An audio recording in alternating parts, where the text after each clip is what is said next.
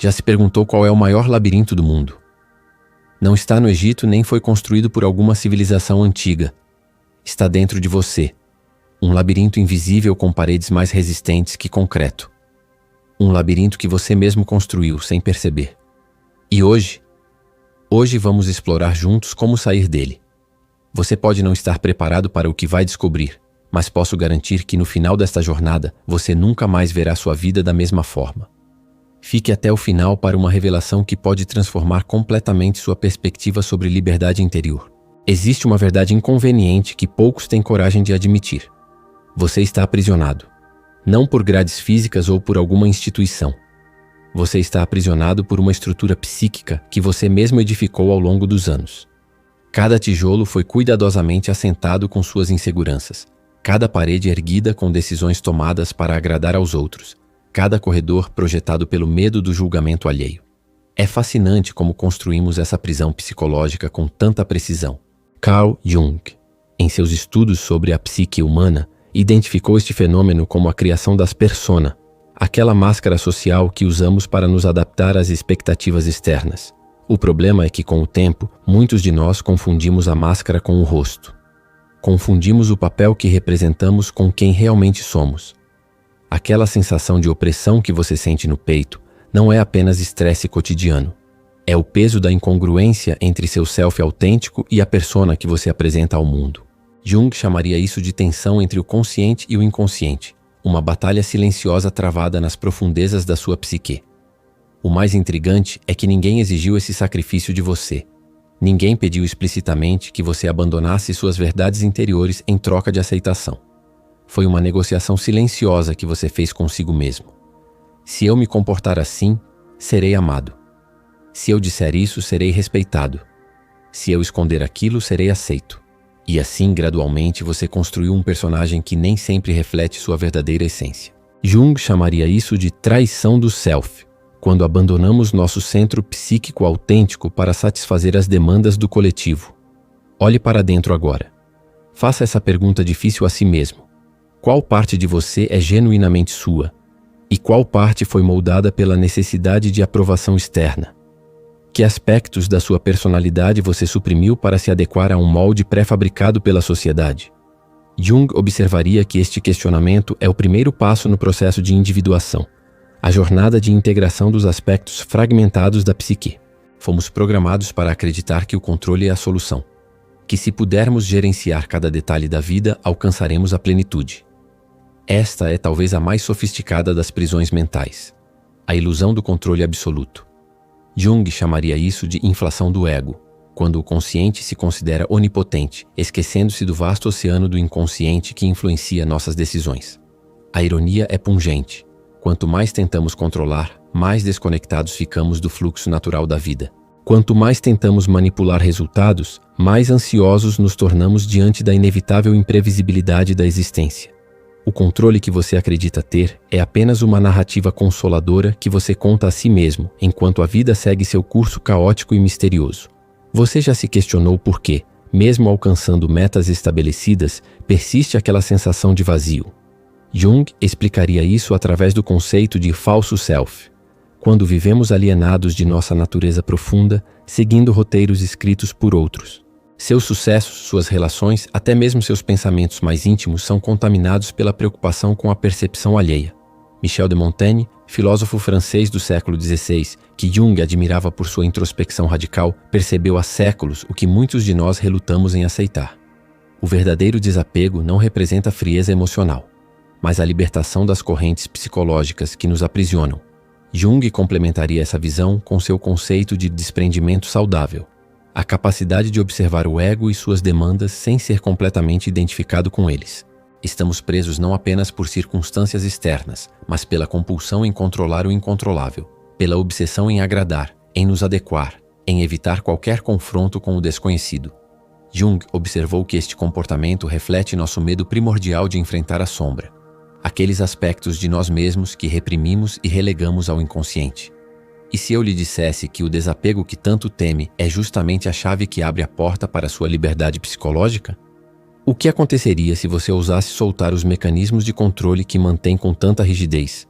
Aqueles mecanismos que você considera salvadores, mas que na realidade estão gradualmente sufocando sua vitalidade psíquica. Jung descreveria este momento como o seu encontro com o abismo, aquele instante decisivo em que abandonamos as certezas fabricadas para explorar o território desconhecido da psique. É assustador, sim, mas é também o portal para a autenticidade que você tanto anseia. Eis o paradoxo profundo que Jung articularia. Quanto mais tentamos controlar nosso mundo interior e exterior, menos poder real exercemos sobre nossa própria vida. Quanto mais nos esforçamos para projetar uma imagem aceitável, mais distantes ficamos de nossa verdade essencial. E quanto mais resistimos às transformações naturais, mais violentamente elas nos atingem quando inevitavelmente chegam. Jung chamaria isso de enantiodromia, o princípio de que qualquer posição extrema eventualmente se converte em seu oposto. Sua obsessão por segurança gera ansiedade. Sua busca por aprovação resulta em alienação de si mesmo. Seu esforço para evitar o sofrimento acaba produzindo um sofrimento mais profundo e duradouro.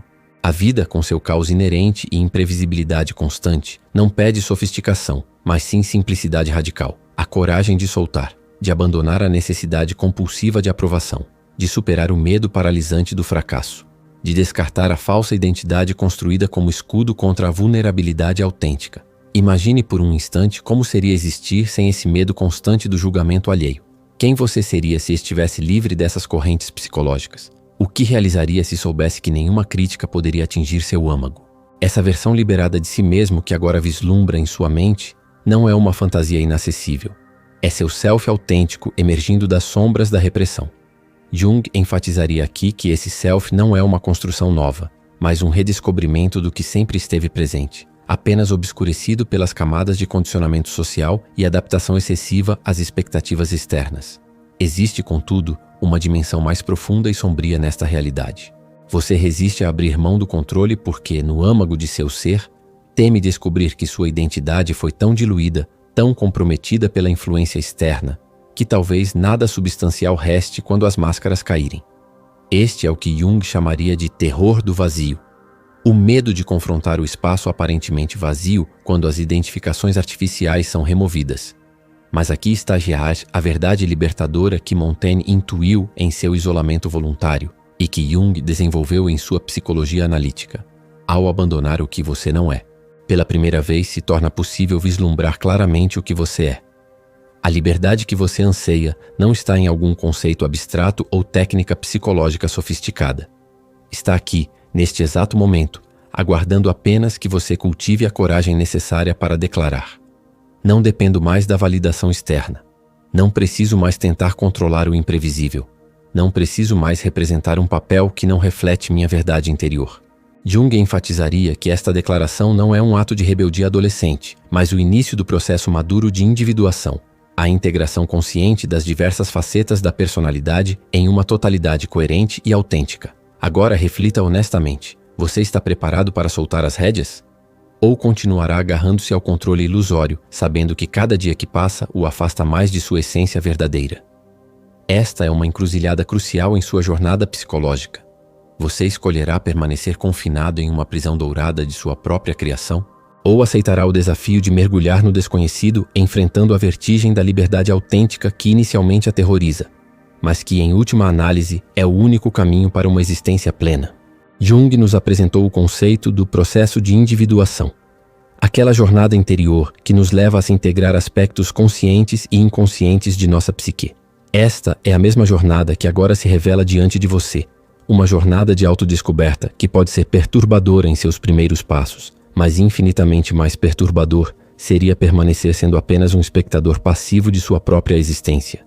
Você foi condicionado a acreditar que perseguir objetivos predeterminados constitui o propósito fundamental da vida. Mas já se questionou criticamente sobre a origem desses objetivos? Durante grande parte de sua trajetória, você se empenhou em escalar estruturas concebidas por outros, sem jamais indagar se o destino almejado realmente ressoava com seu ser interior. E agora, no patamar que alcançou, o que realmente contempla?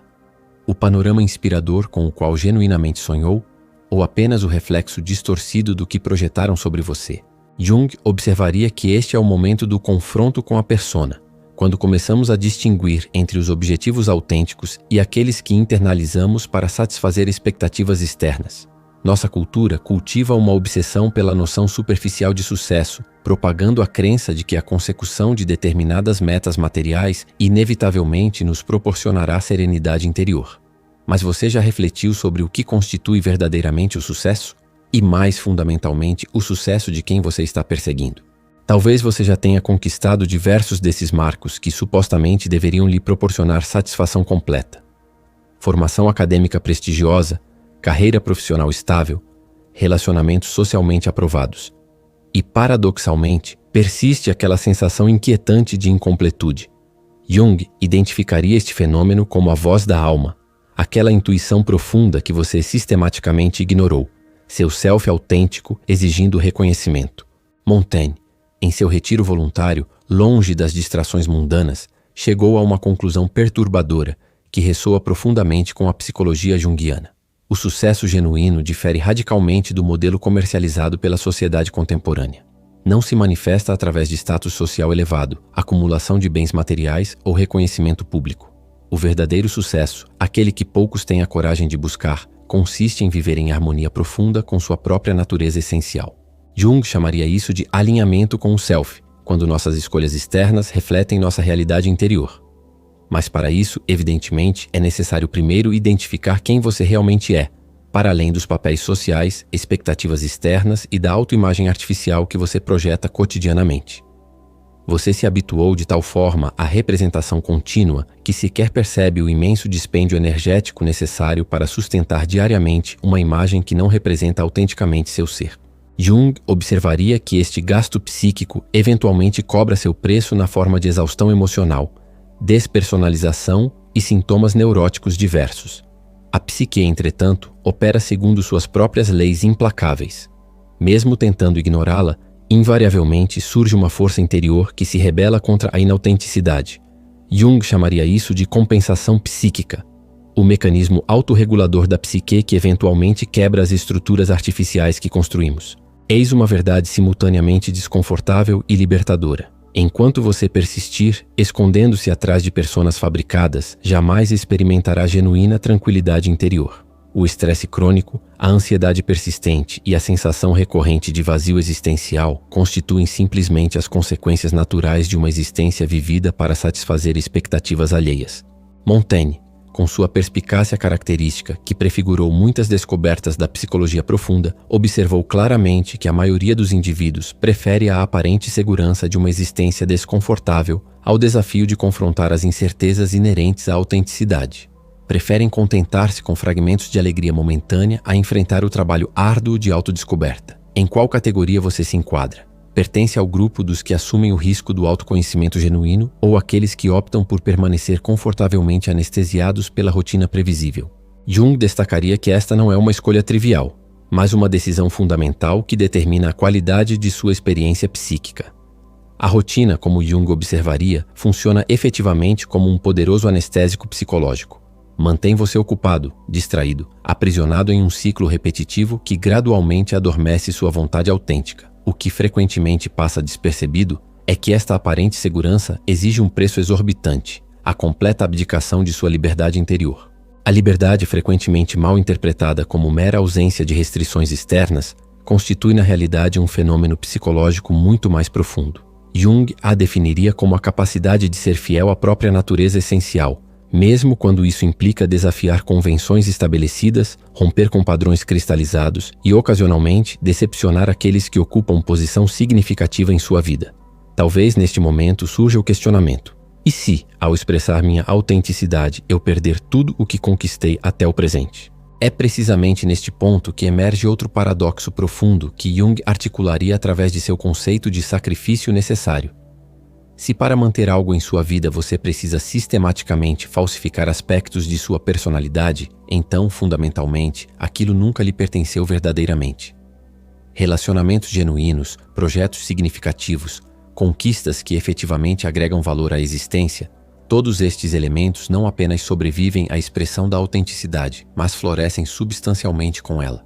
Jung observaria que apenas através da autenticidade você consegue discernir o que possui relevância genuína em sua vida e o que meramente ocupa espaço psíquico sem proporcionar crescimento real.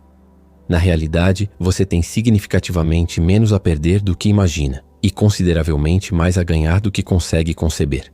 Evidentemente, isso requer inicialmente aquele salto existencial, o movimento decisivo em direção ao desconhecido, em direção a uma vida que você não controla completamente, mas que pelo menos reflete genuinamente sua verdade interior. Jung descreveria este momento como o encontro com o destino, quando escolhemos conscientemente nosso caminho em vez de seguirmos roteiros pré-estabelecidos. A ideia central de Montaigne, que ressoa profundamente com a psicologia junguiana, nos recorda que o desapego autêntico não significa abandonar o que genuinamente amamos, mas compreender que somente a partir da liberdade psicológica integral podemos amar e construir de forma genuína. Tudo aquilo que você mantém por ansiedade e apego neurótico eventualmente acaba por dominá-lo. Jung chamaria isso de possessão psíquica, quando os conteúdos reprimidos assumem controle sobre a consciência. Esta é a mensagem fundamental que raramente é compartilhada. A maioria das pessoas vive aterrorizada pela possibilidade de perder o que possui, porque jamais permitiu-se descobrir o que ocorreria se efetivamente o perdesse. Agarram-se desesperadamente a relacionamentos insatisfatórios, carreiras alienantes, identidades pré-fabricadas e, nesse esforço contínuo, esquecem que a vida autêntica começa precisamente quando cessamos de nos apegar ao que não representa a nossa verdade essencial. Jung chamaria isso de morte simbólica, o necessário abandono de identificações antigas para que nasça uma identidade mais integrada. Então, qual será sua decisão neste momento crucial? Persistirá existindo na inércia psicológica, aterrorizado pela perspectiva de descobrir sua natureza essencial? Ou finalmente cultivará coragem suficiente para abandonar o familiar e lançar-se na incerteza que inicialmente aterroriza, mas que contém a possibilidade de revelar algo infinitamente mais valioso? Sua autenticidade integral, livre das amarras do controle neurótico, da necessidade de aprovação e do medo paralisante? Esta é a trajetória que Montaigne percorreu em seu isolamento contemplativo, e é precisamente o mesmo caminho que agora se apresenta diante de você. Terá essa audácia de percorrê-lo ou se contentará em permanecer sendo mero espectador de sua própria existência? A resposta, como Jung enfatizaria, pertence exclusivamente a você. Podemos expandir esta reflexão explorando como a narrativa pessoal não constitui apenas um veículo para transmitir conhecimento ou emoções, mas representa um espelho profundo de nossa busca por identidade autêntica. Jung chamaria isso de mitologia pessoal, as histórias que contamos a nós mesmos sobre quem somos e qual o nosso propósito. Quando narramos nossa experiência, consciente ou inconscientemente, nos posicionamos diante do reflexo do que somos ou do que aspiramos ser. A narrativa se transforma, então, em um poderoso instrumento de autoexploração, onde cada personagem ou situação projeta nossos desejos mais profundos ou nossos medos mais ocultos. Jung interpretaria isso como manifestações de arquétipos, aqueles padrões universais que habitam o inconsciente coletivo. Frequentemente, negligenciamos o fato de que a ficção também representa uma forma de ensaiar a vida. Jung a descreveria como um espaço transicional, um simulador emocional no qual podemos experimentar múltiplas possibilidades existenciais sem enfrentar riscos concretos. Por isso, em períodos de incerteza coletiva ou crise como os que vivenciamos atualmente, as narrativas adquirem relevância ainda mais significativa. Elas oferecem simultaneamente refúgio psicológico e catarse emocional. Além do conforto momentâneo, entretanto, elas também possibilitam uma ousadia que raramente manifestamos em nossa realidade cotidiana, convidando-nos a transgredir limitações imaginárias e explorar perspectivas radicalmente distintas. Jung chamaria isso de função transcendente, a capacidade das narrativas de mediar entre opostos psicológicos. E aqui emerge um aspecto fascinante. Em que medida as narrativas que construímos internamente influenciam nossas decisões cotidianas? Jung sugeriria que a narrativa que cultivamos em nosso íntimo determina substancialmente como interpretamos a realidade externa, filtrando nossas experiências e moldando, de forma imperceptível mas constante, o curso de nossas vidas. Assim, o poder da narrativa não é meramente social ou cultural, mas profundamente pessoal, capaz de transformar nosso presente e futuro a partir das palavras que escolhemos para definir quem somos. Jung denominaria este fenômeno de projeção criativa, quando nossas histórias internas configuram nossa percepção da realidade externa. Isso nos conduz a um questionamento ainda mais provocativo. E se modificar a narrativa que construímos internamente constituísse um método eficaz para reescrever nosso destino psicológico? Jung certamente concordaria que muitos indivíduos vivem aprisionados em narrativas herdadas que não lhes pertencem integralmente. Histórias de inadequação, limitações autoimposas, papéis predeterminados e ainda assim as aceitam como verdades inquestionáveis. Nesse sentido, recuperar a autonomia sobre a própria narrativa pode representar um ato profundamente revolucionário. Jung chamaria isso de reconquista da projeção. Reescrever nossa história não apenas como vítimas passivas das circunstâncias, mas como protagonistas com capacidade de ressignificar o passado e projetar futuros alternativos. Ademais, existe um fenômeno intrigante que Jung exploraria através do conceito de sincronicidade. As narrativas que construímos não afetam apenas como agimos, mas também como os outros nos percebem. Uma narrativa bem articulada sobre nossa identidade pode transformar-se em uma espécie de profecia autorrealizável, influenciando nossos relacionamentos, nossas oportunidades e a maneira como o mundo responde às nossas ações. É como se a narrativa interna funcionasse como um roteiro silencioso que todos nós inconscientemente contribuímos para materializar. Assim, construir conscientemente nossa história pessoal não constitui apenas uma questão de introspecção, mas também uma estratégia existencial deliberada. Por outro lado, devemos considerar o papel fundamental da contradição na narrativa pessoal. Jung enfatizaria que não somos seres lineares, nem nossas histórias deveriam sê-lo. Aceitar que uma narrativa autêntica inclui zonas obscuras, mudanças de direção, contradições e ambiguidades significa abraçar a condição humana em sua totalidade complexa. De fato, as narrativas mais significativas não são aquelas em que tudo se harmoniza perfeitamente, mas aquelas que nos deixam com questionamentos não resolvidos, momentos de desconforto profundo e lampejos de verdade em meio à confusão aparente. Jung denominaria estes elementos como símbolos vivos, aqueles que mantêm sua capacidade de transformação precisamente porque não foram completamente definidos. É nesta imperfeição que reside a beleza autêntica da narrativa e, consequentemente, da própria existência humana. E talvez o aspecto mais poético de todo este processo seja que jamais cessamos de nos reescrever. Cada conversa significativa, cada encontro transformador, cada silêncio contemplativo acrescenta uma nova dimensão à nossa narrativa existencial. Somos, como Jung observaria, escritores perpétuos de um texto inacabado, às vezes conscientes deste processo criativo, às vezes mergulhados na inconsciência. Cada decisão, por aparentemente insignificante que seja, está esculpindo imperceptivelmente uma nova versão de nossa história pessoal. E se você acompanhou esta reflexão até este ponto, talvez já tenha percebido algo profundamente transformador. Não somos personagens secundários em uma narrativa determinada por forças externas. Somos autores participativos em meio a um processo criativo contínuo. Jung chamaria isso de responsabilidade criativa, a capacidade de reconhecermos nosso papel ativo na construção de significado. E o aspecto mais fascinante é que não existem versões definitivas. Cada dia representa potencialmente não apenas uma nova página, mas uma oportunidade de reinterpretar toda a narrativa anterior. O que ontem parecia representar um capítulo desolador, hoje pode ser compreendido como um momento decisivo que precedeu uma transformação profunda. Esta é talvez a grande alquimia da narrativa humana, que Jung reconheceria como processo de transmutação psíquica. Transformar feridas em símbolos de crescimento, erros em pontos de inflexão, silêncios em períodos de gestação interior. Mas atenção, porque aqui surge a reviravolta final que Jung apreciaria por sua natureza paradoxal. E se a verdadeira arte de viver consistisse precisamente em não saber exatamente que história estamos narrando?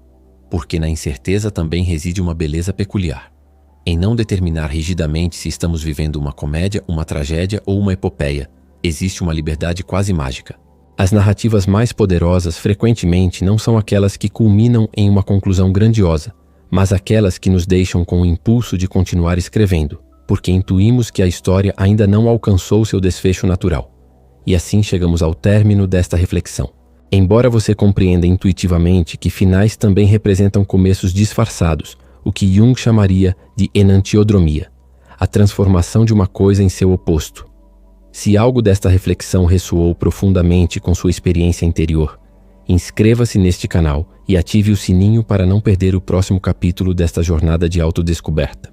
E deixe esta frase nos comentários: eu reescrevo minha história. Assim saberei que você percorreu este caminho reflexivo até o final e que agora faz parte desta comunidade de narradores conscientes, curiosos e corajosos. Nos encontraremos no próximo episódio, onde talvez você não encontre respostas definitivas, mas certamente sairá com questionamentos mais profundos e significativos. Até lá, feche momentaneamente o livro de sua narrativa pessoal, mas não o guarde definitivamente, porque o próximo parágrafo pode transformar completamente sua compreensão.